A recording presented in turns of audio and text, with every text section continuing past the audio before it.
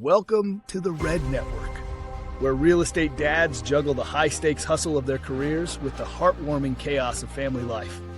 Whether you're closing deals, changing diapers, or chasing dreams, we've got you covered.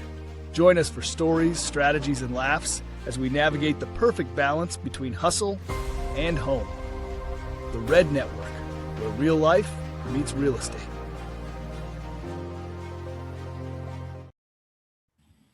All right, today I am sitting down with Landon Jones, a realtor with Benchmark Realty, who's been in the business for 9 years. Landon's path into real estate wasn't necessarily a straight line like a lot of people. He spent some time trying to figure out what that thing was for him and ultimately found it in real estate. But you guys know this show is about a lot more than just business. Landon is 42. He has his wife that they've been married for 12 years, and then an 8-year-old son, a 3-year-old daughter, and baby number 3 on the way. He and his wife are also really involved with their community. They serve together as youth group leaders at Springhouse Church, and Landon serves through the PTO and Men of Salem mentorship program at his son's school. He has also celebrated 8 years of sobriety, which is an incredible milestone and something I'm looking forward to talking about today. And when he's not selling real estate or spending time with his family, he's big into sports cards and as both a hobby and a side business. So today we're going to get into real estate, fatherhood, faith, sobriety, and what Landon has learned trying to balance all of it. Landon, welcome to the show. Thanks, man. Thanks for having me. Very excited to be here. This is my first time doing anything in this space, so I'm excited. Welcome. Well, there's twos of people that will be viewing this show, and so internet famous. I know most of them, I believe, are probably my mom just watching it on repeat there. My son will probably, if we get it on YouTube somewhere, my son will probably get us a lot of views. He'll think that's right. Tell him to rack them up. I need some sponsorships soon. All right.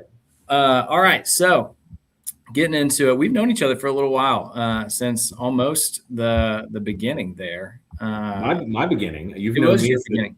That was my beginning. Yeah. That's awesome. 9 years ago. How was it 9 years ago? That's crazy. Take us back. What was life like before real estate, and how did we find real estate? So as you'd mentioned in my intro, with our ties to our church and how we serve there, I have 9 pastors in my family. My dad was a pastor, both grandfathers.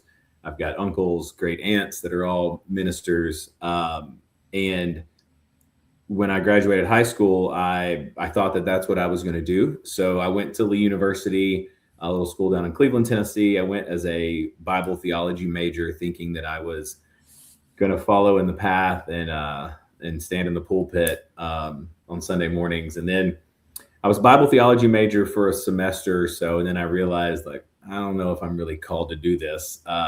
So I switched to education. I thought, I don't have to, be in the pulpit to reach people. So maybe I can do this in a classroom. So I switched to education, and then I did that for about another semester maybe. And then I didn't know what I wanted to do. So I switched to a history major because I thought if I'm going to go to class, I'll just take something that's interesting. I did that for about a year, and then life happened and I had a job, and I was in a position where I either had to not go to class so I could go to work, or give up my shifts at work so I could go to class. Eventually college fizzled out. And that's where I kind of started my path of working on my testimony, as I call it.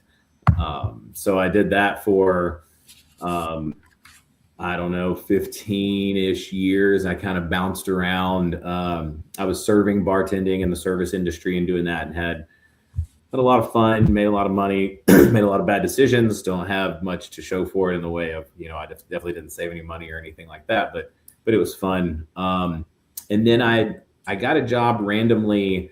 I think it may have been on Craigslist or something, for an apartment leasing consultant.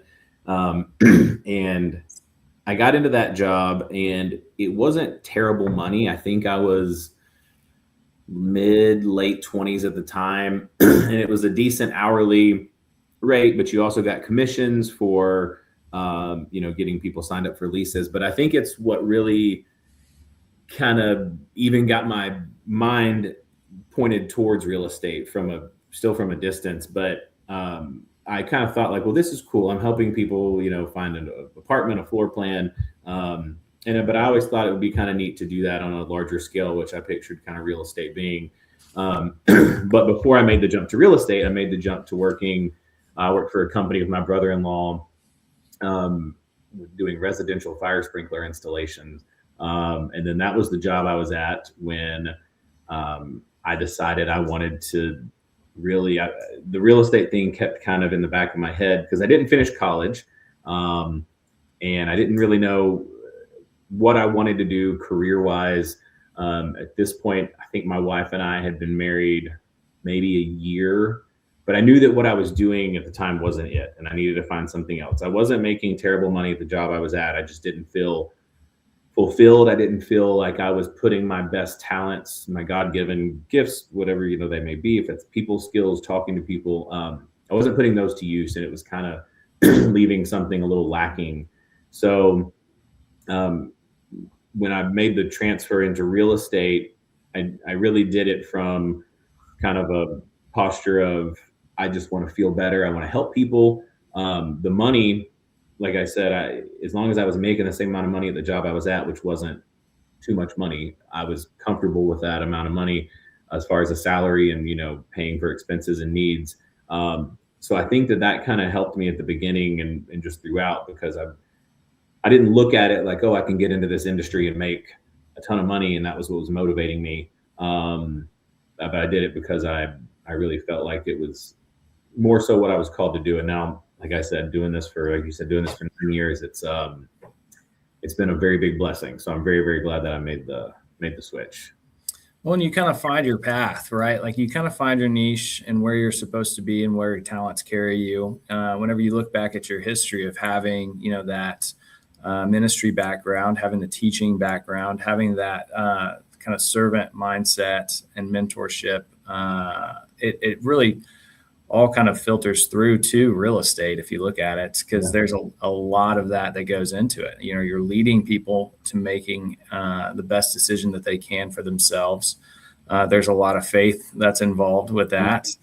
There's some teaching and hand holding and guidance and mentorship. So it's really cool that you've been able to kind of find what your superpowers are going to be able to help others the most. Yeah.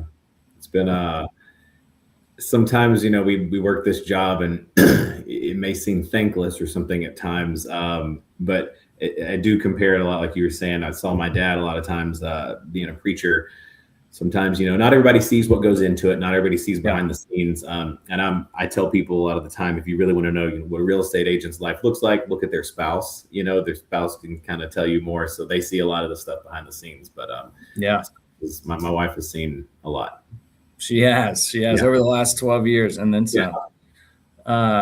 We touched on a little bit in the intro, 8 years of sobriety. Congratulations. That's awesome. Thanks. No easy task in general, and especially if you're in the real estate industry. Tell us about that. So, again, I was raised in a family. This will be kind of a condensed version of a testimony that I've given. But I was raised in a family where there was no alcohol, there were no drugs. I was, for all intents and purposes, I was raised in a very loving home, and I had great relationship with my mom and my dad, and that was what I had growing up. I mean, I didn't really rebel or anything like that. A lot of preachers' kids you hear they'll stray off the path. My sister, I don't think she'll mind me saying this. She's 4 years older than me. We're older now. She kind of led that, a little earlier on in her teenage years. And I kind of saw the strain that it put on her and my parents' relationship. And I didn't want any of that because I had a good relationship with them. So through high school, I would hang out with all my friends. I would go to the parties where people would be drinking and doing, other stuff. I just didn't have any desire to do it. I was totally fine. I had fun. And then my dad passed away when I was 16. from a car accident. And a lot of therapists or people you talk to, they try to pin all of your problems on some past trauma, and oh, well, this is probably what led you to do this. And I don't necessarily think that that's what happened with me, because I still didn't really stray until a little further in life. But it was definitely a pivotal moment in my life, being 16 and losing my dad, because we were super close. He was my pastor, my baseball coach, my golfing buddy.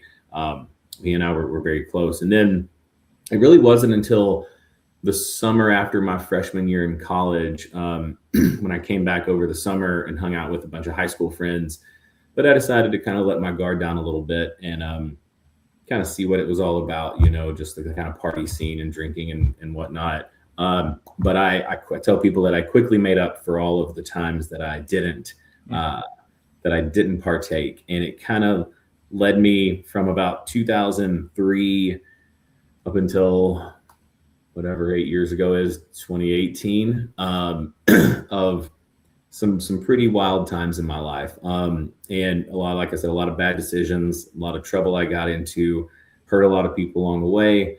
But it really, with my walk with that, I held on to it as kind of this party mentality, like we're just having a good time. It's not a problem.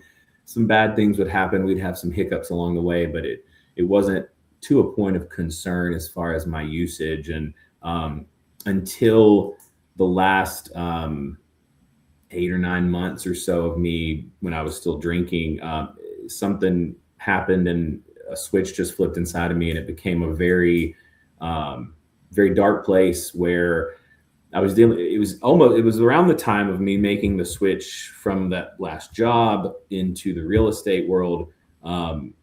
There was a lot of stress. There was a lot of anxiety. I was going into this new career where, you're not guaranteed to get paid. And now I've got a wife depending on me. I think my son was on the way at the time. So there was a lot of mental stressors, and my party, having fun lifestyle really switched over and developed into a full-blown alcoholic lifestyle, where I was drinking and using, and I was hiding it from people. I thought I was hiding it, and you'll talk to anybody, and you don't ever do as good a job as you think you are.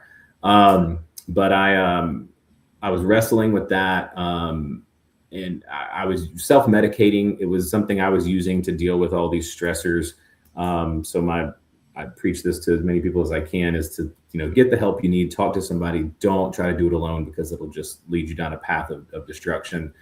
And then I was doing that for, like I said, 9 months or something like that, and had an incident happen where, for lack of better terms, I was found out of what I was doing. And it was kind of like I had this, you'll hear a moment of clarity or this aha moment.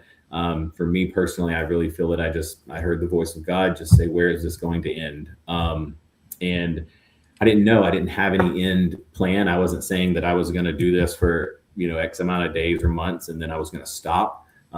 But had I not gotten caught, hiding this stuff, then I truly think that something terrible would have happened. And I can honestly say that from that day forward, it was July 15th, 2018.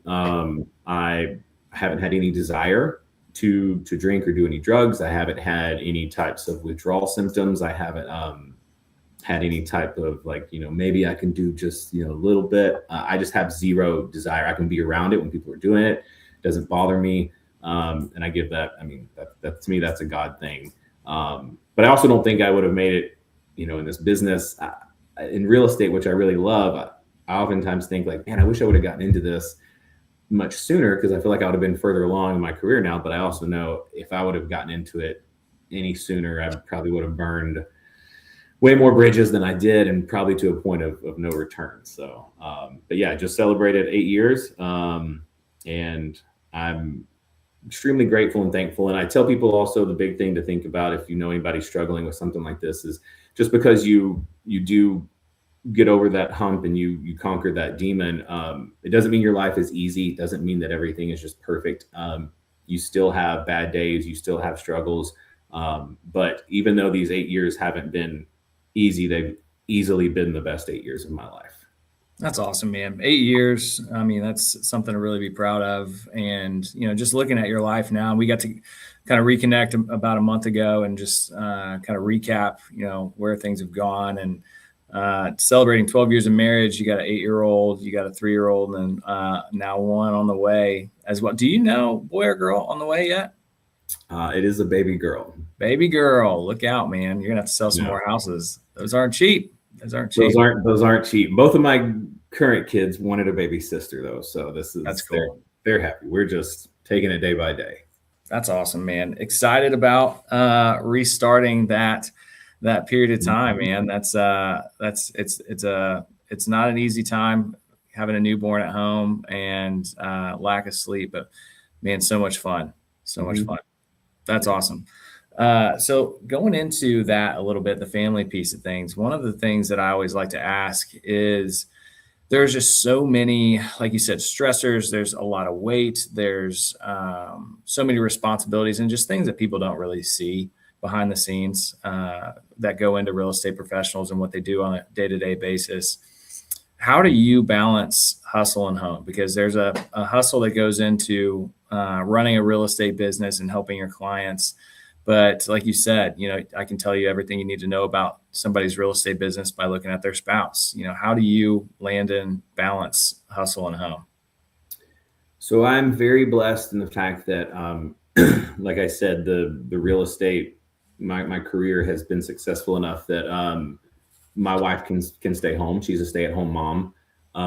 So that helps immensely. So if at any time I kind of need to, as we know, our days can kind of go in different directions. If we need to peel off for a showing, or something happens, a fire pops up that I need to go deal with. Pretty much I can, I can get to it right then. And with her kind of having my back, when I started, like I said, when I'd started real estate, I wasn't getting into it for the money to think like, oh, I'm going to get in here and make millions of dollars or something, and then my wife can stay at home. That was a goal for sure. It was a goal that, maybe in 5 to 10 years, I'm doing well enough where my wife could quit her job and she could stay home with kids. She remained a full-time employee in the retail business for, it must have been 6 years, 5 years, something like that. And so when my son was born, she was still probably the breadwinner. My real estate business, I was still, finding my footing. I was getting a couple closings here and there, but we couldn't live off of what I was making. So when my son was born, I was kind of his primary caregiver because she was working a retail job 40 plus hours a week. So she was gone weekends, she was gone at night. So I was in charge of, feeding and bathing and everything. So he and I were really, really close. And then when we found out we were pregnant with my daughter, who's 3, my wife actually had lost her job. And we were maybe 4 or 5 months pregnant at the time. And at this point, a couple more years had passed. I was doing better in real estate as far as numbers and income and that kind of stuff.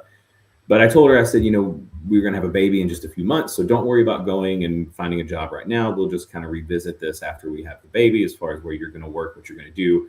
And then my daughter Alice was born, and we kind of never really revisited it. And it was kind of a leap of faith. And it's kind of like throwing the parachute out the airplane and then jumping out after it, like I got to catch up to this. Otherwise I'm going to smash into the ground. But it really lit a fire under me to ramp up my business to try to get to a point where she could stay home. Plus, we all know daycare is not cheap. So it was kind of a trade-off of, hey, if you're going to go back to work and we're going to have to send our new baby to daycare, you're going to have to make at least X dollars to cover this. Why not just stay home? So she has been stay at home for the better part of 4 or 5 years, something like that. But that's really having the freedom with the real estate to be able to do things at home that you can't do with your structured 9 to 5, 9 to 6 gigs. I get to take my boy to school every morning. I pretty much pick him up every day. I can schedule my day where I can be back to pick him up from school. But then in the middle of that, I do a lot of work, and then I still have to do things after that. And again, that's where my wife being able to kind of shoulder the home while I'm gone. But then that also means, as you know, that comes with real estate. There's a lot of days, weekends, we don't quit working just because the work day's over. It's a lot of nights and weekends. So there's been a lot of family get-togethers or relatives' birthday parties or stuff that I've missed or had to leave early because I get a phone call or I've got a showing scheduled. But I think in some ways, I think, maybe if I was a single guy and I didn't have these kids or these other obligations or things responsibilities, it may be easy. But I don't know, having a wife and a teammate like that who's able to help pick up the slack, like at home and stuff like that, I think that makes all the difference in how well I can balance the home and the hustle. Oh, absolutely. And having that firm foundation at home and just knowing that everybody's going to be taken care of and everything is going to be fine allows you to then focus on the real estate side. And you kind of touched on it. You really found that you were going to need to ramp things up with real estate. And, I talked to a lot of real estate agents in a variety of levels of production and experience on a day-to-day basis. And there's probably a lot of people out there right now that would like to ramp up their real estate a little bit. How did you do that personally? You saw like, okay, I'm going to need to start creating a little bit more income. How did you ramp up your real estate business? I think it's, we kind of touched on this when we reconnected about kind of my style or how I do things. And yeah, I'm not the stereotypical quintessential, prototype necessarily maybe for what to follow. But I do think that when I have people that reach out to me, like I had somebody stop me in my church last week, she said, "Hey, I'm thinking about getting my real estate license." And I love when people tell me that and they're like, "Can you tell me everything?" And I'm like, absolutely. Good, bad, ugly. I'll tell you everything, like what to expect. I didn't do that. When I got into real estate, I kind of fell backwards into it and didn't really know what I was doing, what I was getting into. And I've got a little bit better grasp on it now. But as far as your success and ramping up, I think that a lot of it is built in that first 2 years or so of grinding it out. I mean, how many 100-degree days did we go door knock and, try to get somebody to even open the door and talk to us? But you don't realize it, but those are things that plant seeds, and they may not turn into anything, but it does bolster your work ethic, I think, and just, again, your motivation. And then you get a closing and you get that check and you're like, whoa, this was a lot of money I got. This was good. This is a good day. I want more of this. What can I do to get more of this? But I really do think that it's kind of with a lot of businesses. There are some people who luck out, who have maybe a huge pipeline or know big network, and they get into it and they just take off and they soar. A lot of people get into it and they, fizzle out. They may not, work out. But then I think the people, I mean, if you put in the hours and you put in the work and you do the open houses and you do the boring stuff, it'll eventually, if you just grind it out, eventually it'll turn. So about the 2-year mark that I was in real estate, it was December. I had a closing and then I had nothing else. I had nobody buying. I had nobody listing. I had nothing under contract. I had zero. And I was terrified. And I'll never forget sitting at my desk and looking at my wife. And I said, "I think this is it." I said, "I think this has run its course. It was fun. I did okay, but I got to start looking for a job." And I remember I was like, I like Publix. I was like, they're nice to me when I go in there. So I was literally like on Publix's website, like, should I do this application? Like, I don't know what I'm going to do. How am I going to pay? I think she hadn't quit yet, her job. So she was still working. So we had some money coming in, but again, it wasn't enough to live off of just her income. But she looked at me and she said, "Hey, let's just get through Christmas. Let's have a good Christmas. And then in January, let's make some decisions." And I said, "Okay, fine." So like I said, this was right at my 2-year mark in the business, maybe just a little over 2 years. And the first week of January, my phone rang maybe 2 times from past clients that had bought a house within the last 2.5 years. And for some reason, whatever had happened, they needed to sell and buy another house.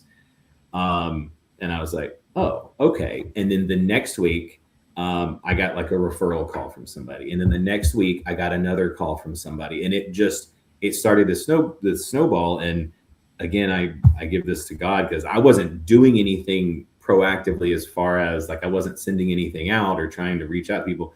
It eventually just got to a point where I had helped, my past clients number had gotten so big that the spider web, had reached enough people where I was finally getting repeat business for my first time.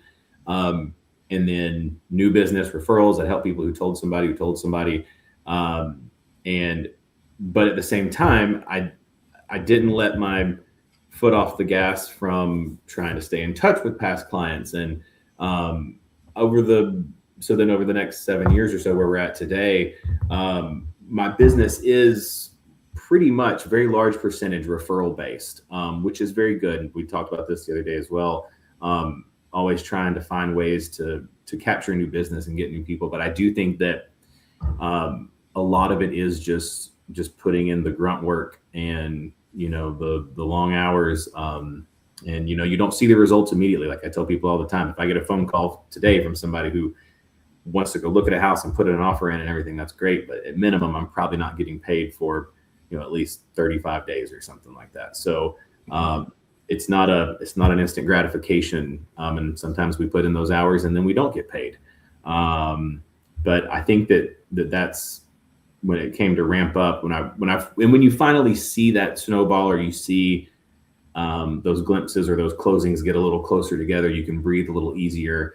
I think that's just what really keeps you hungry, and you got to have that mentality in this business. You got to have that drive, and it's all about the activities and doing the activities, but it's also even more so about the consistency.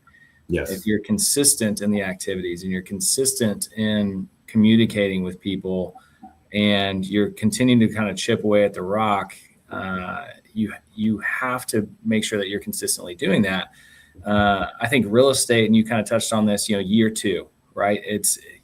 You may see a couple things here and there in the first year or two, but it's that year two mark where you start to really kind of see the fruits of your labor. It reminds me a lot of the bamboo theory. And I don't know if you've ever heard the bamboo theory, but I've used this a lot when talking with people that are thinking about getting into real estate, or really just like anything in general.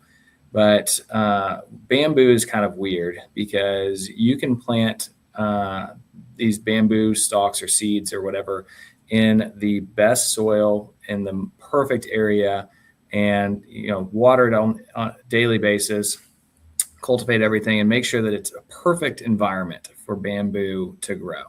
And you can water it for a year, 2 years, 3 years, 4 years, nothing, not a dang thing. And so it's very easy for people to be like, you know what, this is never going to work, I'm done. And year 5, all of a sudden that bamboo stalk shoots up like 2 feet. And then a month later, it's 3 feet. And a month after that, it's 5 feet. And it just continues to grow like crazy.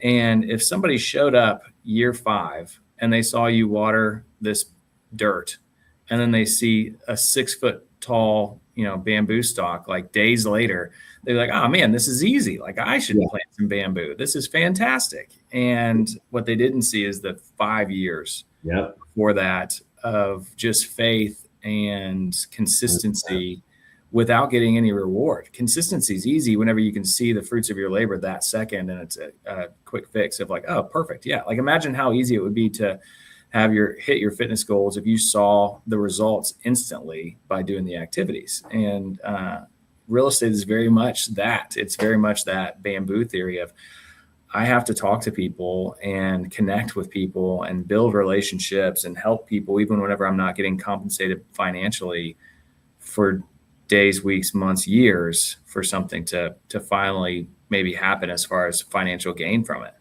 Absolutely. Yeah. Yeah. So, and a lot of faith plays into that. And I think we see that in your story all over the place. It's just very, very faith driven.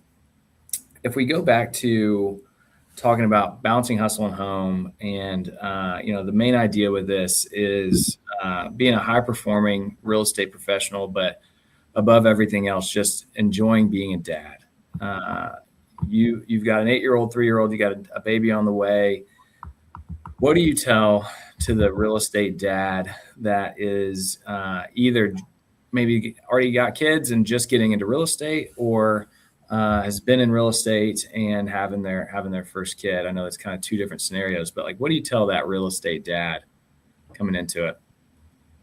So the job that we have, where we don't have the set schedule and we do have the free time, and we can, for the most part, if our schedule allows, we can control our schedule. If I don't have anything really on this upcoming week, I can, my client says I'm good to do this on Monday, Tuesday, Wednesday, or whatever.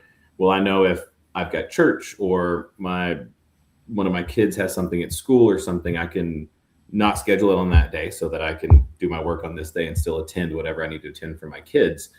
I tell people all the time, though, that the job affords me the free time. So I do think it's my charge with this free time that I have to do something good, to do something productive with it, which leads to the youth group leadership, PTO, and mentorship program at my son's school. Like, I have a lot of free time, but I feel like it's wasted if I just waste it. So if I just sit around on the couch all day, it's not good. It's not what I think that God put me in this position for, to be able to help people buy and sell homes, but also to have and provide for my family, while also having free time to be able to be around my family and be a part of their lives and be present.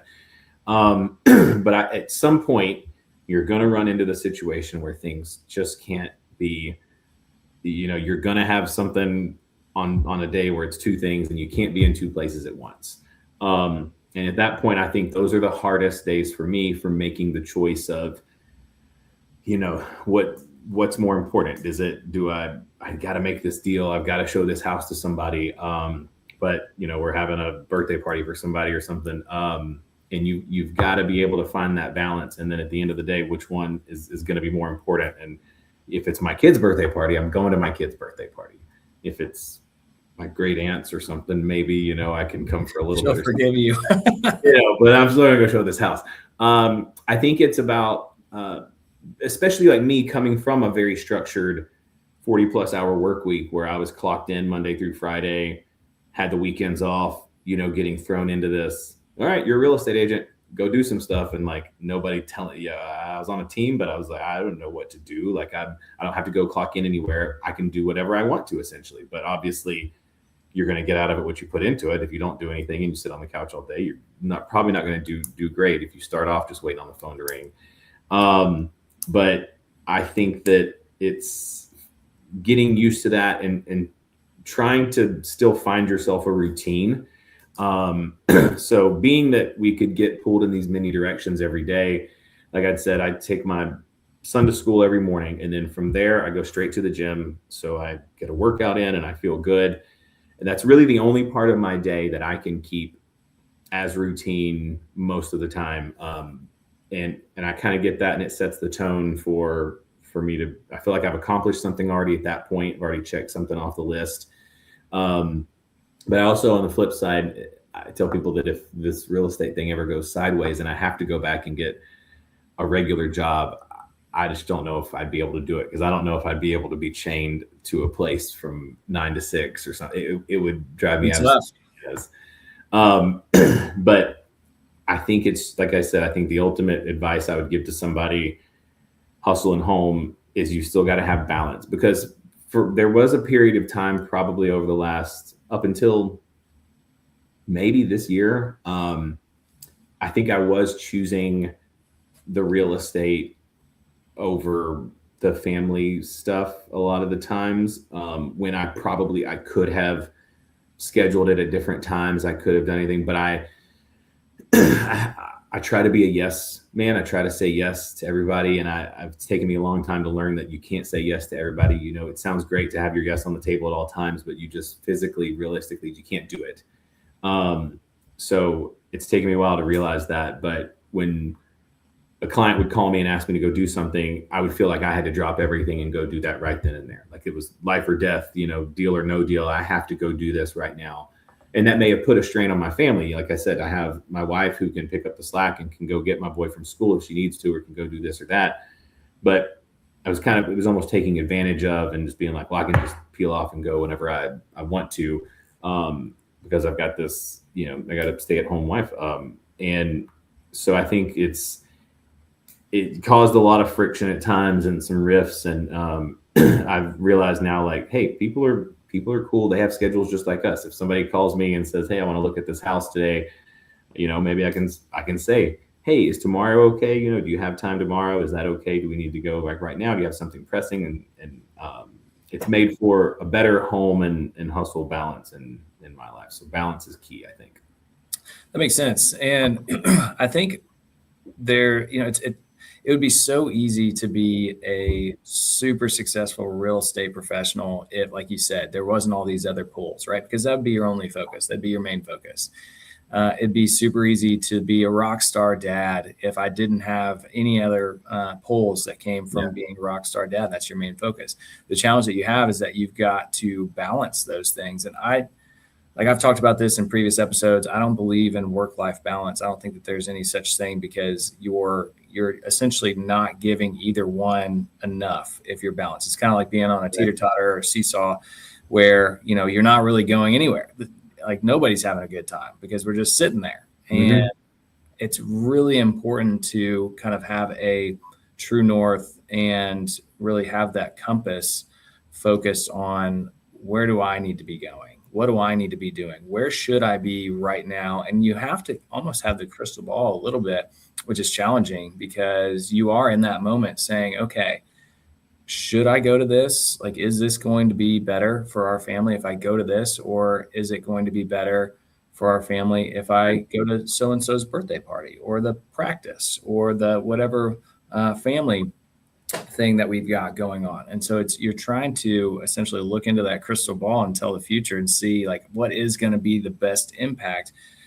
But if you have that set in stone, this is a non-negotiable, this is what we want our family to look like and what our lives to look like. Sometimes the best thing that we can do in that moment is go to the showing, because that's then going to provide for our family. We provide for the family. Then we get to do the things that we want to do. We get to go on the vacations that we want to go on, things like that. So it is challenging, but it's finding that like true north of, where do I need to be in this moment? And then also, like you said, making sure that we're setting expectations, making sure that we're protecting our time and being proactive so that we can do the things that we need to do when we need to do them, instead of like, oh crap, like I didn't do what I was supposed to do yesterday. And so now I have to do what I have to do today. And this is kind of a big bummer because I don't want to do it. Having that routine is also important as well. It goes back to the consistency piece. Yeah, absolutely. Absolutely. All right, Landon, we are, I could talk with you literally all day. You and I are both talkers. And so that can be dangerous for a short podcast. What I want to do is go into a little rapid fire, just ask you a couple questions, answer them as quickly as you can. It doesn't have to be long drawn out thought or anything like that. Ask you a few of those and then we'll wrap up. How about that? All right. Sounds good. All right. One word that describes you as a dad. Present. Nice. Best thing about being a dad. Everything, literally everything, the good and the bad, everything. Love it. Hardest thing about being a dad. Everything. Same answer. I think for me, it's the balance. It's the wanting to be present 100% of the time. But again, like you said, you can't be all one side or in the middle. There has to slide. A lot of faith, grace, and balance, like you said. One thing your wife is better at than you. She is way better. She's way more creative than I am. Okay. I enjoy the creative stuff. I just can't do anything of it. Like, I think when I just left the house, she was doing one of those little cross stitch something. I don't know, but my house is filled with all kinds of fun stuff like that. Nice. Favorite thing to do with your kids? With my boy, we just played a game of chess last night, and he's getting into stuff like that. He's getting older. Yeah. And with my daughter, she is a lot more active and running around. So she does soccer. So I take her to that. But literally just hanging out with them, I think that's something that's maybe lost in the generations before us or something, where there was this distance between fathers and children. But I just love being with them and listening to them talk and hearing how their minds work, and just being around them. It's quality time. Yeah. Let's see. All right. We talked about the cards at the intro. I too loved sports cards, mainly football. My son's getting into them. My daughter's even into them. I have a ton up in the attic that I will now that they're older, relinquish to them. The dream sports card. So like the Mecca, the holy grail. If I could wave a magic wand, this is what I would get. What do we got? I would take a 1952 Topps Mickey Mantle. I need to sell a lot more houses to even be in the presence of one of those. But that's probably what I would take if I had a choice. Nice. This is going to be a tough one to answer quickly, but first thing that comes to your mind, best advice you've ever received?